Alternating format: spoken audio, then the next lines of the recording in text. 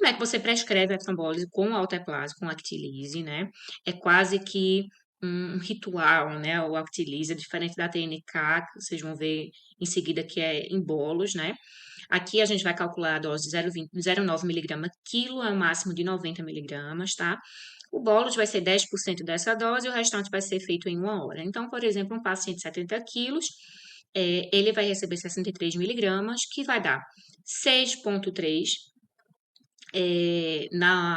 em bolos e 56,7 ml hora, né, na bomba de infusão contínua, ok? Cuidados durante a trombólise. Meu paciente teve alteração no EAE, alterou 4 pontos, tá? Eu preciso levar para a toma de urgência, você interrompe a trombólise e leva para a toma. Esse paciente pode ter sangrado. E aí a gente tem o ICAS ou ECAS, tá? Que é a classificação de transformação hemorrágica pós-trombólise, do AVC isquêmico. Pode haver transformação hemorrágica sem trombólise? Pode, espontaneamente. Quais são os pacientes que fazem mais transformação hemorrágica? Os pacientes que têm AVC cardioembólico, por conta que o trombo é mais friável, ok? Bom, então aqui a gente tem o ECAS-1, que é uma transformação hemorrágica petequial, que a gente vê só uns pontinhos, como se fosse um risquinho de lápis.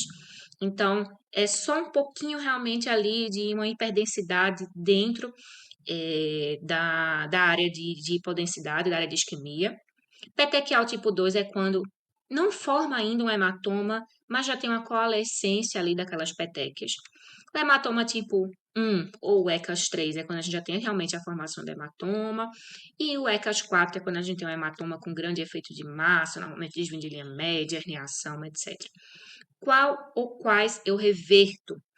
Primeiro é importante lembrar, a trombólise, ela tem efeito, a alteplase, ela tem efeito durante 24 horas. Então, nas primeiras 24 horas, se o meu paciente sangra, mas ele sangra um ECAS 4, principalmente, um 3 a depender, você vai avaliar, mas o que a gente reverte mesmo é o ECAS 4, você vai reverter nas primeiras 24 horas, tá? Mas o meu paciente ele sangrou após as 24 horas. Então, você não vai mais pensar em reversão da trombólise, porque a alteplase não está mais, não tá mais agindo ali. Mas você vai tratar aquele paciente como um AVC hemorrágico, como você trataria um AVC hemorrágico. Então, checar a coagulopatia, checar o fibrinogênio, checar como é que está o coagulograma, tá? Controlar a pressão de forma agressiva. Então, você já passa para o fluxograma do AVC hemorrágico, para o fluxograma do Interact 3, ok? Então, lembrando, 3 você pondera se você vai precisar ou não tratar como, né, reverter a trombólise, o 4 você vai reverter. Isso a gente está falando de reversão nas primeiras 24 horas pós-trombólise, ok? E se eu for precisar tratar esses pacientes, fazer reversão, o que é que eu faço? Crio precipitado, tá? Então, uma unidade a cada 7, 10 quilos, até você obter o fibrinogênio aí de 150 ou mais. Plasma fresco, 10 ml quilo, se você não tiver crio disponível. Se o nível de plaquetas estiver baixo, você vai administrar uma unidade para cada 10 quilos, tá? Lembrando, né? Só para ficar mais claro, você sempre é bom que na admissão você peça alguns exames para o paciente, né? Então, a gente acaba pedindo função renal, ionograma, hemograma. Eu sempre gosto de pedir uma proteína C reativa para que a gente possa acompanhar caso o paciente venha evoluir aí com alguma pior infecciosa, tá? Não que a PCR vá determinar se eu inicio no antibiótico, é muito mais pela clínica, mas para eu me basear.